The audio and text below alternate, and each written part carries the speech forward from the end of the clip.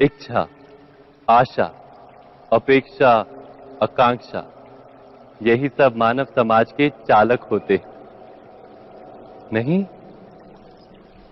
यदि कोई आपसे पूछे कि आप कौन, तो आपका उत्तर क्या होगा?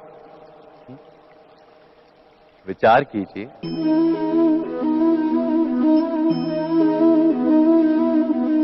आप तुरंत ही ये जान पाएंगे कि आपकी इच्छाएं ही आपके जीवन की व्याख्या है। कुछ पाने से मिली सफलता, कुछ ना पाने से मिली निष्फलता ही आपका परिचय।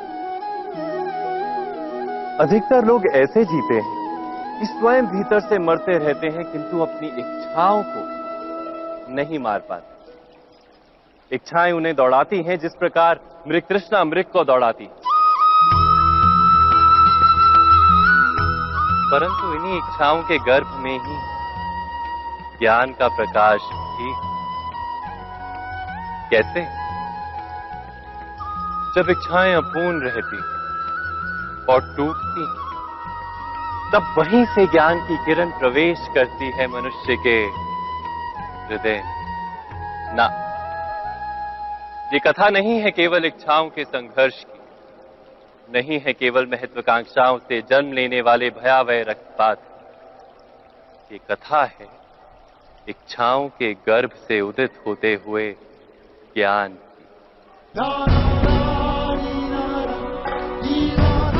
मैं वासुदेव कृष्ण आप सभी को निमंत्रण देता हूं इस यात्रा पे चलने का, जो जीवन का मर्म सिखाएगी, मनुष्य का धर्म सिखाएगी, कीचड़ से उठकर कमल बनने का कर्म सिखाएगी।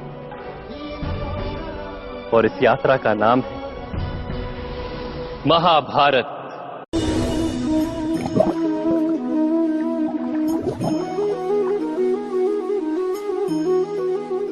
इस संसार में आने वाला प्रत्येक बालक संपूर्णतः संस्कार रहित होता है। उसके अंतर पर ना किसी अच्छे संस्कार के चिन्ह अंकित होते हैं, ना ही बुरे संस्कार के। अर्थात जन्म से बालक में ना कोई गुण होता है और ना ही कोई दोष। तो ये दोष अथवा गुण किस प्रकार प्राप्त होते हैं? क्या हमने कभी विचार किया है? जो बात माता पिता के मुख से निरंतर सुनी जाती है, वही बात उनकी संतानों के हृदय का संस्कार बनती है। जैसे किसी गांव में नदी तट तक एक पगडंडी बन जाती है केवल उस मार्ग पर बार बार चलने के कारण। अर्थात माता पिता के हृदय की इच्छाएं उनकी संतानों के हृदय का दोष अथवा गुण बनकर जन्म लेती हैं। क्या ये सत्य नहीं? पर फिर भी जब उनकी संतानों में कोई दोष दिखाई देता है, तो माता पिता आश्चर्य और दुख से भर जाते। माता पिता का हृदय ये प्रश्न करता है कि उनकी संतानों में ये कुसंस्कार आए कहां से। सत्य तो यही है कि माता पिता अपनी संतानों को अनजाने में ही कुसंस्कार के बीज दे देते हैं, जो उनके संतानों की हृदय भूमि पर कुसंस्कार का वृक्ष बनकर उगता है। अर्थात अपनी संतानों को सुसंस्कारी और धर्ममय बनाने की आशा रखने वाले प्रत्येक माता पिता को प्रथम अपने हृदय की इच्छाओं पर अंकुश रखना क्या अनिवार्य नहीं?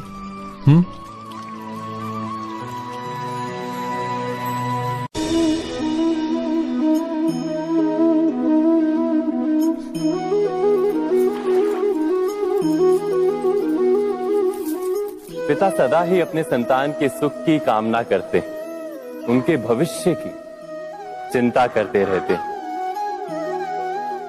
इसी कारणवश सदा ही अपने संतानों के भविष्य का मार्ग स्वयं निश्चित करने का प्रयत्न करते रहते हैं।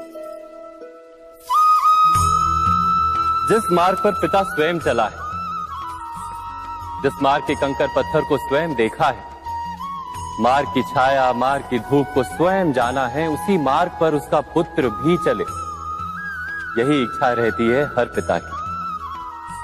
निस्संदेह उत्तम भावना है ये। किंतु 3 प्रश्नों के ऊपर विचार करना हम भूल ही जाते हैं। कौन से प्रश्न? प्रथम प्रश्न, क्या समय के साथ प्रत्येक मार्ग बदल नहीं जाते? क्या समय सदा ही नई चुनौतियों को लेकर नहीं आता? तो फिर बीते हुए समय के अनुभव नई पीढ़ी को किस प्रकार लाभ दे सकते हैं? दूसरा प्रश्न, क्या प्रत्येक संतान अपने माता पिता की छवि होता है? हाँ, संतानों को संस्कार तो अवश्य माता पिता देते हैं, किंतु भीतर की क्षमता तो ईश्वर देते हैं। तो जिस मार्ग पर पिता को सफलता मिली है, विश्वास है कि उसी मार्ग पर उसकी संतानों को भी सफलता और सुख प्राप्त होगा। तीसरा प्रश्न, क्या जीवन के संघर्ष और चुनौतियां लाभकारी नहीं होती? क्या प्रत्येक नया प्रश्न एक नए उत्तर का द्वार नहीं खोलता? तो फिर संतानों को नए नए प्रश्नों, संघर्षों और चुनौतियों से दूर रखना, ये उनके लिए लाभ करना कहलाएगा या हानि पहुंचाना? अर्थात जिस प्रकार संतान के भविष्य का निर्माण करने के बदले उसके चरित्र का निर्माण करना श्रेष्ठ है, वैसे ही संतानों के जीवन का मार्ग निश्चित करने के बदले उन्हें नए संघर्षों के साथ जूझने के लिए मनोबल व ज्ञान देना अधिक लाभदायक नहीं होगा? स्वयं विचार कीजिए।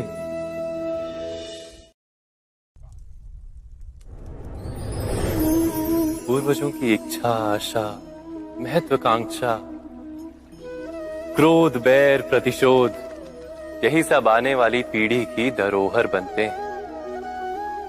माता पिता अपनी संतानों को देना तो चाहते हैं समस्त विश्व का सुख, पर देते हैं अपनी पीड़ाओं की संपत्ति। देना चाहते हैं अमृत, पर साथ ही साथ विष का घड़ा भी भर देते हैं। आप विचार कीजिए, आपने अपनी संतानों को क्या दिया आज तक? अवश्य प्रेम, ज्ञान, संपत्ति आदि दिए, पर क्या साथ ही साथ उनके मन को मैल से भर देने वाले पूर्व ग्रह नहीं दिए? अच्छे बुरे की पूर्व निर्धारित व्याख्याएं नहीं दी? व्यक्ति का व्यक्ति के साथ, समाजों का समाजों के साथ, राष्ट्र का राष्ट्र के साथ संघर्ष क्या इन्हीं पूर्व ग्रहों से निर्मित नहीं होते? हत्या, मृत्यु, रक्तपात क्या इन्हीं पूर्व ग्रहों से नहीं जन्मते? अर्थात माता पिता अपनी संतानों को जन्म के साथ मृत्यु का दान भी देते हैं। प्रेम के प्रकाश के साथ साथ घृणा का अंधकार भी देते हैं, और अंधकार मन का, हृदय का हो या वास्तविक हो, उससे केवल भय प्राप्त होता है, केवल भय। स्वयं विचार कीजिए।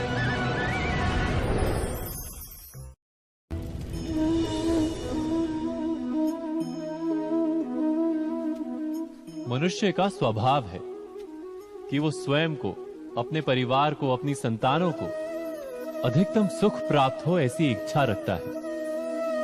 इसी कारण से हम सदा श्रम और कष्ट से अंतर रखते हैं, विश्राम और सुविधाओं को बढ़ाने का प्रयास करते हैं। स्वयं अपने जीवन का विचार कीजिए, क्या ये सत्य नहीं कि हम अपनी संतानों के लिए सदा ही विश्राम और सुविधा का आयोजन करते हैं? पर क्या कभी सोचा है केवल विश्राम से क्या लाभ प्राप्त होता है? केवल सुख और सुविधा जिन्हें प्राप्त हो, उनका जीवन कैसा होता है? शरीर जब श्रम करता है तो अधिक स्वस्थ बनता है। बुद्धि भी जब कठिन चुनौतियों का सामना करती है तो अधिक तेजस्वी बनती है। ये हम सबका अनुभव है, पर हम शायद ये भूल जाते हैं कि मन और आत्मा को जब कठिनाइयां प्राप्त होती हैं, तब वे भी अधिक बलवान होती हैं। अर्थात जब भी हम अपनी संतानों को श्रम और दुख से दूर रखने का प्रयास करते हैं, क्या वास्तव में उनके सुख का मार्ग बंद नहीं कर देते? स्वयं विचार कीजिए।